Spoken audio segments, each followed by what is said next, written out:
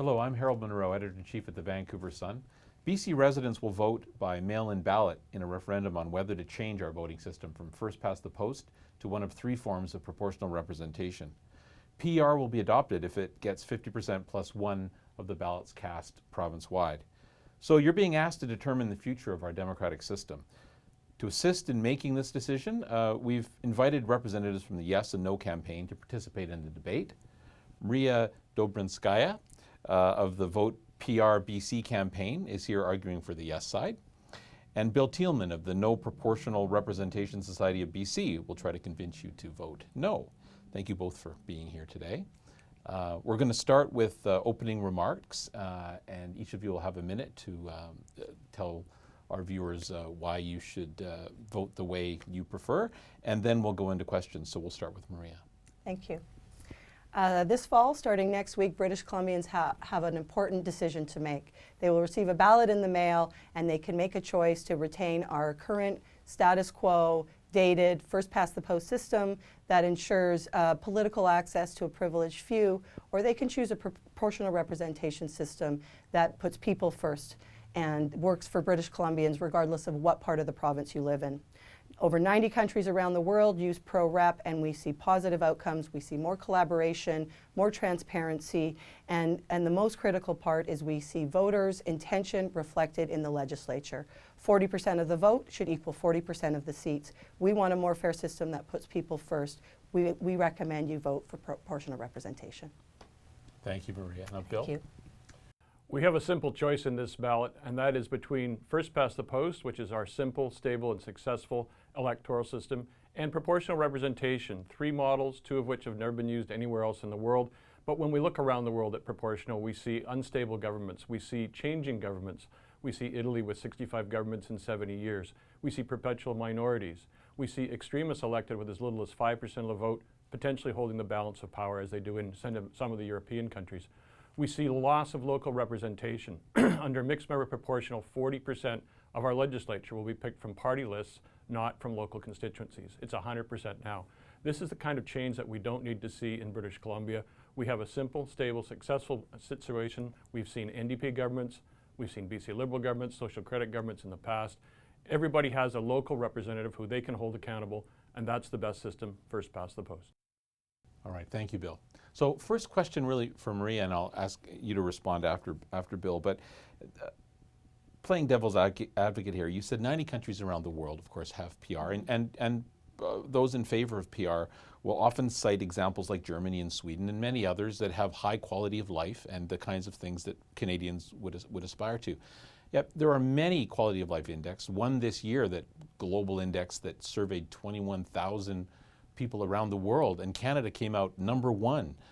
Canada consistently comes out number 1, 2, or often in the top 5 in the world. And within Canada, British Columbia often is at the top when it comes to life expectancy and education and where people want to live anywhere in Canada. Mm-hmm. So the system has worked, the argument would be, has worked very well for us so far. What are we trying to fix here? Well, I think that's a good question. And so we do rate high in a number of indicators. We also have high levels of inequality. We have high levels of child poverty. We're facing a climate crisis where there's the rising levels of precarious work. So I think it's a matter of who you ask in terms of how well the system is working. And yeah, I agree, we could cherry pick data from around the world. And certainly I could find countries that have proportional representation, that have criteria that I think meets the goals that we want to meet. I'm more focused on what's going on here in British Columbia. And I think one of the things that really is concerning to me is the rising levels of voter apathy, voter disengagement, and frankly, voter cynicism. There was a recent poll done from the SFU Center of Dialogue, and 65%, 2/3 of people don't believe that politicians care what they think. Just over half of people don't think that they can have an impact on the outcome that politicians make, regardless of whether or not they make an effort. And I think those are really, really alarming statistics. We see an erosion around democratic institutions happening certainly to the south of us, but also within this country. And I think we need to look at issues around safe seats, around swing ridings, and around how much investment we want to make in our democracy. When you ask people under the age of 35 how well our democracy is working, you get a very different answer than if you ask people over the age of 55. Have things served us well? Depends on who you ask for. But I think we have a system that has been here for over 150 years that we inherited as a result of being a British colony. It's time for an upgrade. We're facing complex issues right now that are better served with collaborative approaches to government and not the sort of divisive partisan bickering that generally is what comes out of Victoria. How about that point, Bill? Like, do we really want to have a system that's, served us well for many, many decades, but maybe it is time to change? Well, both proportional representation and first past the post have existed for many centuries, not just a few years. So when we're talking about an upgrade, we're talking about ancient technologies in both cases. But I think what's important is when we look around, and Marie has mentioned in her opening statement all the countries around the world that use proportional representation, but most of them use a system which isn't on the ballot, which is proportional representation list, the Netherlands and many other countries, for example. When we look at the actual ballot and we see what we have there, two systems that have never been tried anywhere in the world, rural-urban proportional and mixed and dual-member proportional. And mixed-member proportional has been used in New Zealand, in Bolivia, in Germany, and Lesotho as a national system. So just 4 countries out of all the ones that actually use it. So we're really playing a political experiment here. And I think when we do look, I think Marie is correct, and you're correct. We can pick different indexes and things around there. But when we look at the stability question, when we look at does a business want to invest in our country or in our province based on the certainty that they know they can make that investment stick? Having a situation where you've got perpetual minority governments, you've got shifting alliances, you've got deals being made in back rooms, you've got situations where the government could change internally, not with an election, but just because a coalition falls apart, that's not a place where business is going to want to invest and create jobs. Can I respond to Of that? course, go ahead. So I think that one of the things that well, first of all, Germany has the strongest economy in Europe, right? So I think you can point to economic indicators, certainly in a number of pro-rep countries, that I think dispute the issue around stability and investor confidence. One of the things you do see with first past the post systems is what's called policy lurch. So if you have a government of a particular political persuasion who's governing for a while, the voters throw them out, you have a more right-wing or more left-wing government, and they essentially come in and undo a bunch of the programs and policy initiatives of the previous government. We're seeing that in Ontario right now, where it's been estimated approximately it's going to cost $3 billion for the current government, the newly elected Doug Ford government, to basically undo a bunch of climate initiatives and programs around cap and trade. There was multi-million dollars of investment that went into that province around green energy projects that are now stranded. So I think that the policy lurch and the uncertain economic environment exists, frankly, more under first past the post. With coalition governments that come through pro-rep, sometimes things take longer, absolutely, but what you get on the outset, is policy that's been collaboratively agreed on and is more likely to be longer lasting and create more stability in the long term. Is that what the evidence shows, really? Do you see longer lasting? No, I don't think so at all. Okay. I mean, and look at Belgium, 589 days to form a government, 589 days without an actual government being formed, the country being run by bureaucrats for almost 2 years. On the flip side, you look at Sweden. The Social Democratic Party of Sweden has been in every government since 1917, 101 years. That's not the kind of system that encourages change and innovation and allows the voters to have the right to throw the bums out, as we say. And so, you've got a situation there where, it doesn't make any sense to me that you can never, ever change governments because the parties have this kind of stasis, this kind of an imbalance that nobody ever can do that. If a party makes a mistake in first past the post, and they all do, the voters have the right within 4 years to throw them out. And under our unique legislation here in British Columbia, there's also recall. So if an individual member is screwing up, they can be taken out as well before that term is up. I question how effectively we can throw the bums out, so to speak, right now. Approximately 70% of the ridings in British Columbia are what's considered safe seats. about 30 each for the NDP and the Liberals, and then the remaining are the swing seats that are in play. If you live in a riding that's a safe seat, it's very, very hard to get rid of your MLA. And yes, we do see swings in government, but they're often determined by a very narrow group of voters. 200 voters, essentially, in Courtney Comox in the last election determined the outcome. When you have a very narrow group of voters that politicians need in order to have huge swings in the outcome, electoral outcomes, that's why we see policies developed specifically to cater to that narrow group of voters, rather than needing to appeal to the broader electorate and to force the parties to compete and to work hard. Right now, go ahead.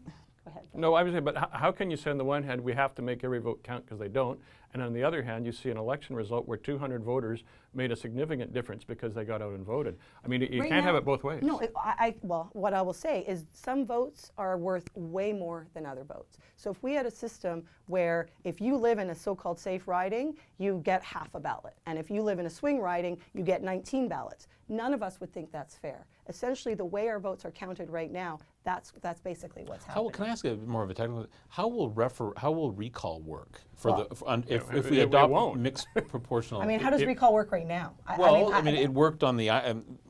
We would have had Mr. Rees would have been recalled Yeah. on the island Yeah. if there had been. I mean, he resigned before I being think recalled. that is a good question. Bill Well, has stuff to say yeah. about that, but Yeah. go ahead. Oh, well, no, I'm just saying, the reality is that if we had mixed member proportional, and that's the one that seems by the polls to be the favorite approach of those who want proportional, for those who had ridings, the ridings would be significantly bigger because we'd only have 60% with ridings and 40% would be party list. But for those 40% from the party list, you would have to petition across the entire province to remove somebody No, they're from regional. office. They're going to be Well, regional. all right, They're not going to be all right. province-wide. How many regions? 5 regions, 4 That's regions? not been decided, No, though. it has not been That's a decided. question for after the referendum. I mean, this is the problem we have. And that's I give Maria some sympathy because she's being asked to defend things which are not actually explained in the referendum. part of Like the- 28 different questions. Well, I think part of the unanswered questions, though, goes to an earlier point you made around list PR, right? So you cited that a number of countries that use pro-rep use list PR. A lot of the things that you attribute to what we're having here, the province-wide lists and stuff, are not applicable. The 3 systems on offer all are mixed systems, so what that means is essentially, first and foremost, we're still electing a local MLA, and then the difference is how we reach proportionality. But they're all done on a regional basis. So I think that the recall ability will be there. You're essentially getting more choice as a voter. You can have a situation where maybe you like your local candidate, but you don't like the party they're running for. Or maybe you like the party that they're running for, but or vice versa. You like the party, but you don't like your local candidate. We will have more voter choice. Voters will be able to vote What for does that ballot look like then? Well, it looks like a list of candidates, Right. and then a list of parties. Okay, so So you could choose vote both. you could vote for No. a candidate, and you could vote for a party. We But don't know that's- that yet. But that's, We don't know. But you know, really, in dual member proportional, and I've watched the video of the guy who invented it, the mathematician from the University of Alberta, and the reality is you vote party. You have the first nominated candidate and the second nominated candidate. So when I go in to vote on a dual member proportional, the riding's twice as big. You add a second MLA, and you have But to we vote vote for by, party and you have to now. vote for the party. And the first candidate is the one who wins by a first past the post, who's the most votes. But the second candidate, this is again one of the many problems in these systems. The second candidate is done by what the government report actually says is fairly complicated. You take the second member, put their votes in half, throw them into a blender with all the votes across the province of that party, and someone who came in with 10,000 votes wins. Someone with 9,995, five votes behind, could not win because somebody else who got 5,000 votes, their party got more votes across the province. So explain to voters how the second person who lost by 5 votes doesn't get into the legislature. And that's DMP. I think that there is a misconception now that's being perpetuated, I would say, by Bill and his side around how much we vote for individuals versus parties right now. So I think in some situations we certainly do. We're picking an individual candidate, but we have party closed lists. We don't have the ability. The parties decide whether it's through a nomination process, whether it's through an appointment. Parties are making the decisions about who they put on the ballot right now. And as voters, we don't have the option of picking somebody else if we want to support that party. And then they go to the legislature, and there's a distinction between the service that MLAs will provide for all their constituents, which I recognize is nonpartisan, but the votes in the legislature. In the last 8,500 votes in the legislature, 5 of them were against party lines. But I think that's somewhat of a misrepresentation, Maria, because first of all, voters in a first past the post situation can say, hey, Joe or Jane is a really good candidate. I'm joining that party to make sure they get nominated and I'm going to vote for them. When you look at MMP with 40% party lists, there's not going to be nomination meetings for How do you 40 know people. that? Well, everything is up in the air. That's the problem with this referendum. What We party, don't. what Each party party is can do. going to get away Each with party not will do having a democratic nomination process? Well, look at MMP countries and look at who's the top person on the list, the party leader, and then the deputy party leader, and the assistant deputy party leader. But it's up to the parties to decide how those lists are formed, not the voters and not the members. Well, I don't know, not the members. I think parties right now get to decide I- how their candidates Right, are right. selected, and sometimes leaders will parachute people in, or will make appointments contrary to the desires of the constituents or the local party members. So, Bill, I do want to talk about this question of whether you can have a real democracy if the people sitting in the House are a true reflection of popular vote. So we look, just like take example, the 2005 election in BC, where the Liberals got 46%, the NDP 41.5%, and the Greens 9%. And this translated into 46 Liberal seats and only 33 NDP seats, and no seats for the Greens. So there's this 13 seat gap between the Liberals and the NDP, which doesn't reflect the narrowness of the popular vote. And 1 out of 11 people voted Green and are not represented at all in the legislature. So what do you say to the people, again, on the pro-PR side who make that argument? Well, there's a fundamental difference in the two systems. And our system in British Columbia, the first past the post system, which is the one I support, has 87 different elections. There's 87 ridings, and each one, the community, that riding, the people in those ridings, decide who's best to send to the legislature. And then we add them up and say who's got the most seats. And whichever party or parties has a majority of those seats form a government. And that's the way it works. It's not about a one single election across the entire province and whatever the percentage is, that's the way it works in whatever convoluted PR system you use. We have individual, local, accountable riding elections, and then we decide who's there. But And does that including lead for the to premier, a including the premier. disenfranchisation of some No, I don't- voices, though? No, I don't think so. So I what do mean, you? Well, politics, what about? well, politics don't is the about Green decisions. people not? Did the Green But supporters the Greens now have elected members. Well, They've- now, but they've not in convinced- 2005. But what you have to do is convince a single riding, a single community, that your person, the Green Party, the Blue Party, the Orange Party, whatever it is So the best person for But I that think community. this- broad I support think- is not. Not across the board, no, No. Bill because doesn't that's where you support get that. I mean, I extremism. Okay. think that's the distinction, and I think it also points to the fact that first past the post arguably could have worked at some point when we had a two-party system. But we don't have a two-party system now, and we're seeing we're seeing that across Canada in provincial election results, New Brunswick, Quebec, Ontario, and so all across we're seeing some sort of uncertain outcomes because our first past the post system cannot actually accommodate multiple parties on the ballot for exactly the reasons that you described. And I think that's for me, part of why we need to evolve our voting system, because voters are looking for options beyond the two mainstream parties in whatever province we're talking about. And our current voting system can accommodate that. But that's what leads to, like right now, when you vote for BC Liberal or Green or BC NDP in this province, you know what the policies and platforms are. When you get into perpetual minorities and 7, 8 parties in a possible legislature, then all of the decision making is going to be in the back rooms after the election when deals are being struck and when policies are thrown out the door to try and cobble together a coalition. So we don't get And that's- backroom that's deals what- now in I our was just current gonna say, system? No, you don't. 500 days No, you don't. 35 days of, I mean, Bill likes to cite how long it takes to form government, but in 2013, the legislature sat for, out of a 538 days or something, sat for like 35 days. And the reason that was fine in our current system is because most decisions are made in the Premier's office. And so the legislature doesn't actually have to sit to make decisions. But in a coalition government, in a pro-rep system, and there's a distinction between minority government and first past the post and coalition government under pro-rep.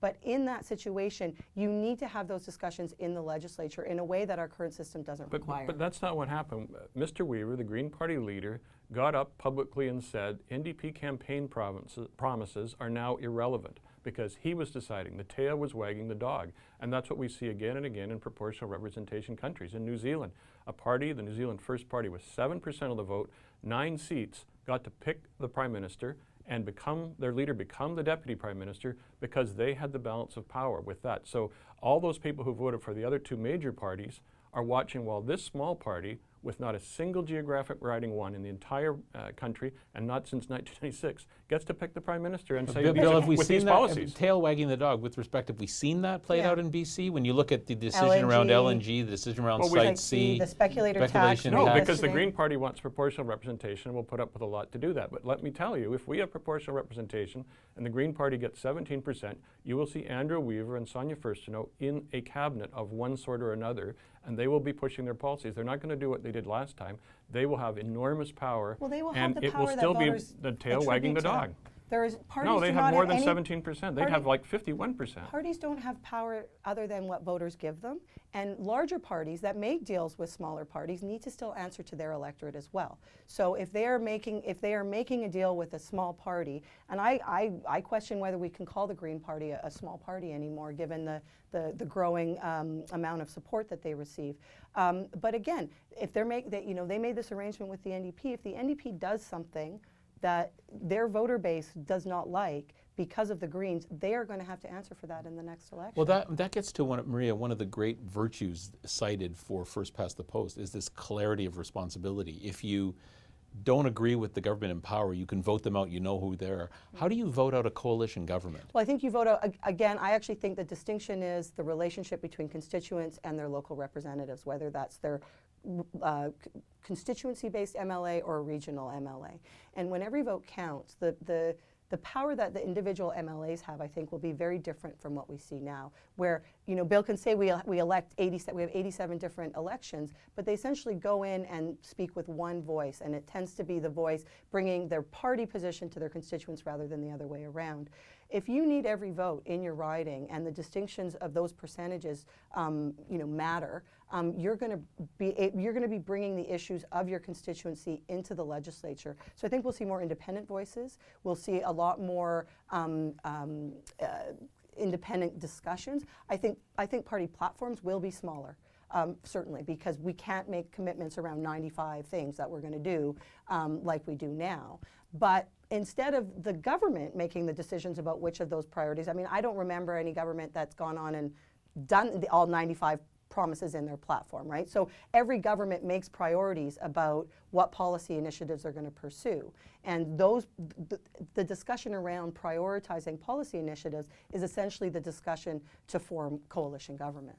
I completely disagree with that. I think under proportional representation, you take power away from voters and give it to political parties and political party leaders. Because under mixed member proportional, for example, 40% of those seats, whether they're regional or province-wide, are from party lists. Who do those people report to first and foremost? The party leader and the party hierarchy. They're not reporting to constituents. And we've just seen in New Zealand, which is an MMP country, New Zealand passed a law, humorously called whack-a-jumping law, where if you drop out of your party, if you say, I don't agree with my party, I'm sitting as independent, the party leader throws you out, not just of the party, out of the legislature, out of the parliament.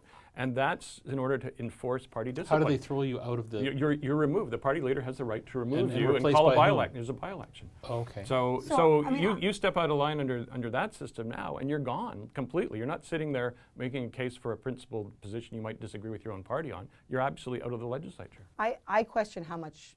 I question this notion that parties don't have all this power now. Okay, but what do you make of that, though? That doesn't seem very democratic, No, based on our experience here. It doesn't, and I think it's a random example, and I think Well, it's there's only 4 countries in the world, and unlikely to that's one of happen them. here. I think, though, that issue comes up when you see floor crossing. Certainly Right. federally, that is. We've had floor crossing in BC, so, of course, or as in well. BC, so if you have floor crossing, I think there's a number of people who think that MP or MLA should go back to the voters before they cross the floor.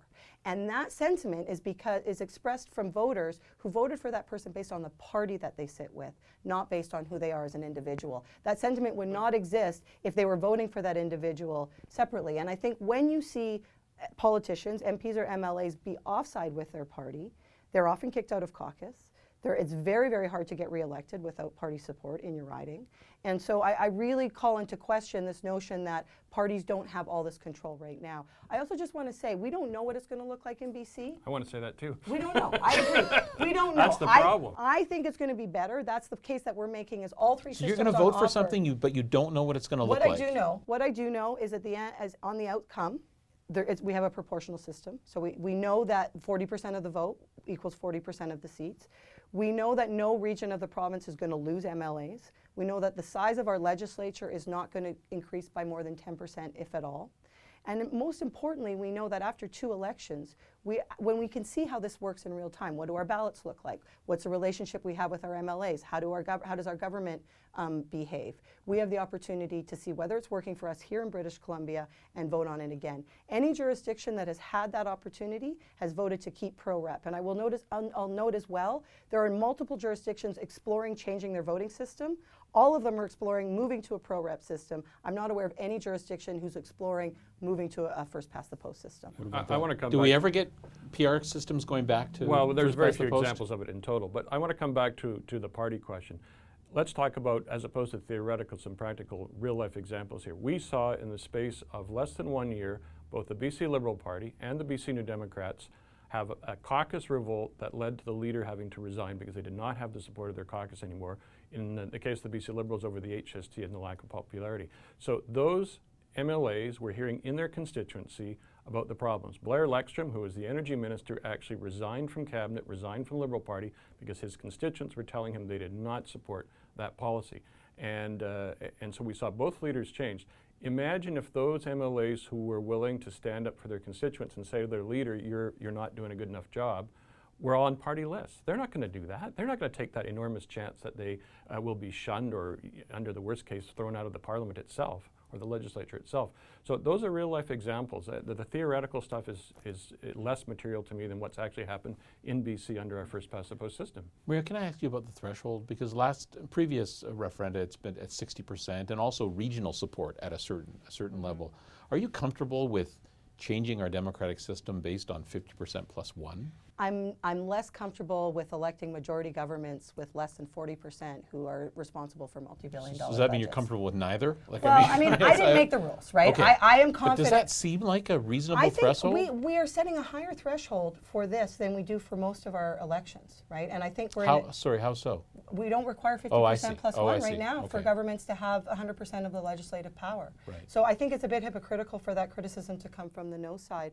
But I also think that we're in a bit of a vicious cycle right now around voter engagement in general, right? People are turned off of politics. They don't like politicians. They basically are rejecting democratic institutions.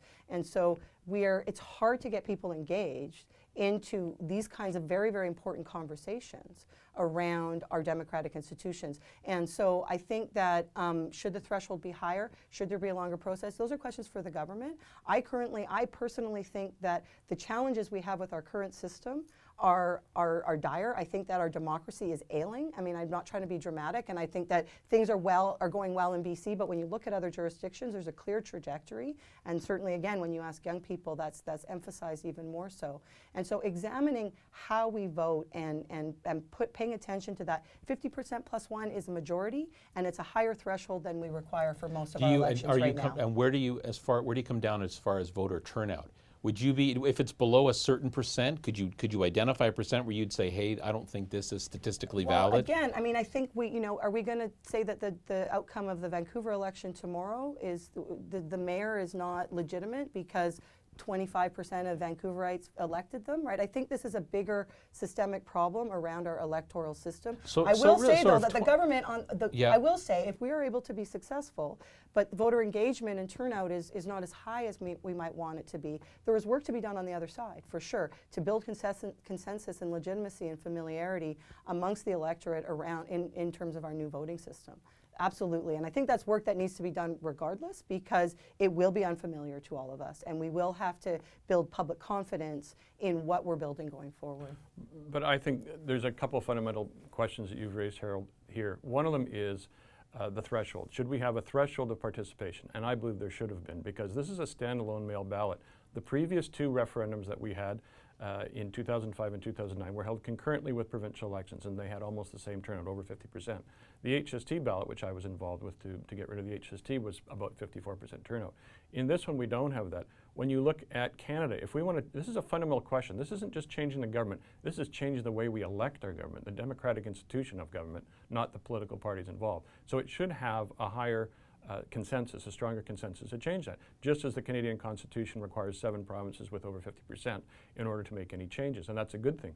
I have to say, you know, I'm a Strata Council president. When our furnace broke down, I was required to call a special general meeting with a quorum of the members, or it wouldn't be valid, and then 75% had to vote in favor of spending $20,000 on a furnace.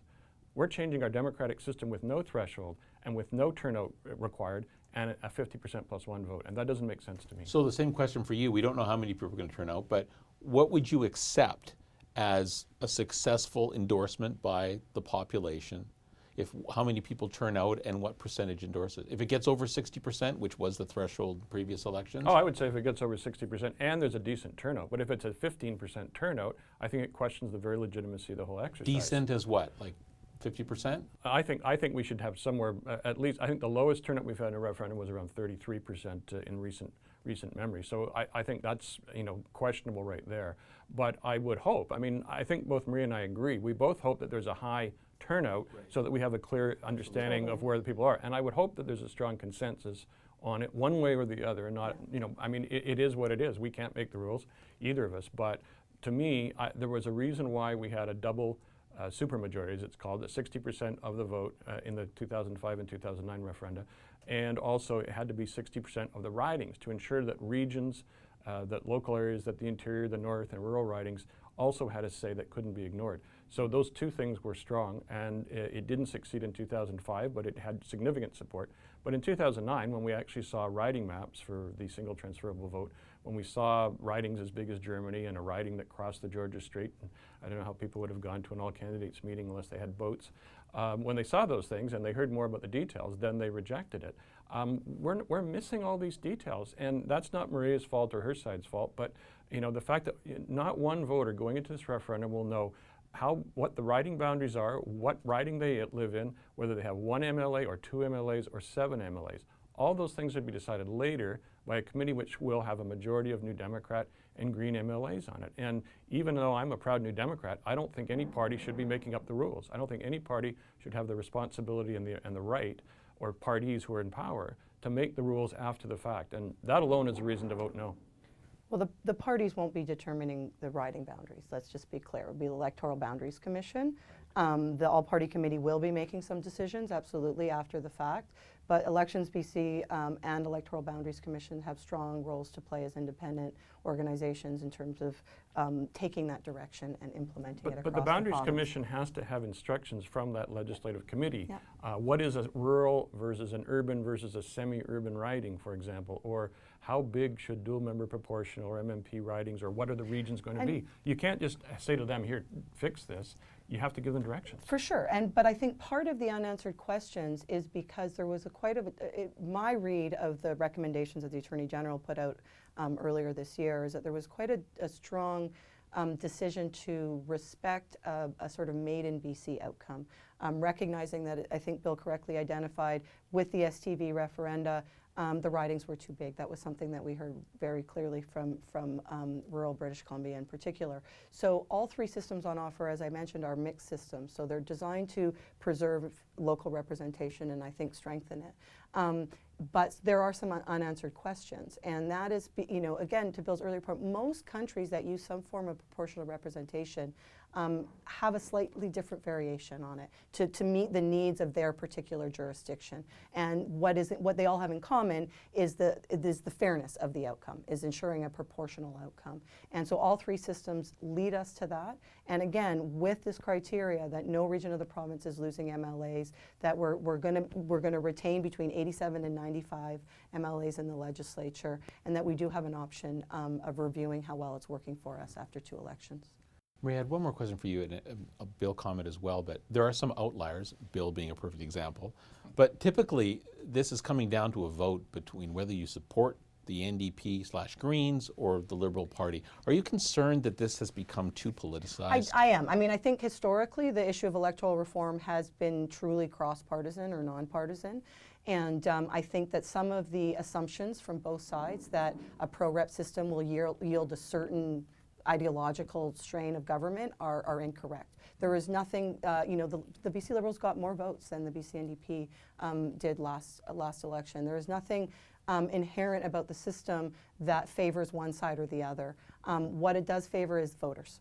And what it does ensure is that there's an accurate reflection of voter intention. So if there's a coalition between a BC Conservative Party, BC Liberals, we're just as likely to see that as some other variation. But I think mostly, to me, the people that I'm hoping to speak to are people that don't belong to either party. I think that the fact that we have 60 seats in the riding that the two main parties can assume as theirs is I'm very uncomfortable by. Parties should have to work for every single vote, and I think most voters recognize that no one party has a monopoly on good ideas, and they want to see some things from one party and some things from another party, and I actually think proportional representation will get us there.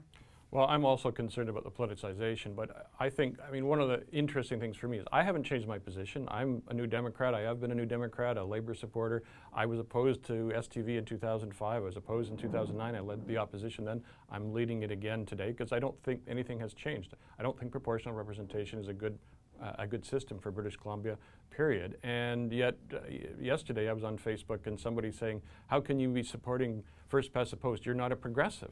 After all of my background and everything I've done, somebody wants to define this as a single issue about whether you're progressive or not is whether you support proportional representation. And we know from public polling, 35% of New Democrats and over 20% of Greens want to keep first past the post, and a certain percentage of BC Liberals want to change the system to proportional. So I think it's unfortunate. We didn't do this. The parties didn't take positions in the last two referendums, and they are in this one, and it looks like there may be a debate between the party leaders. And I think that it's unfortunate. It really should be up to voters. It's our system. It's not the politician system. Thank you. Well, thank you for all the information. We'll have closing comments now, and we'll start with Bill.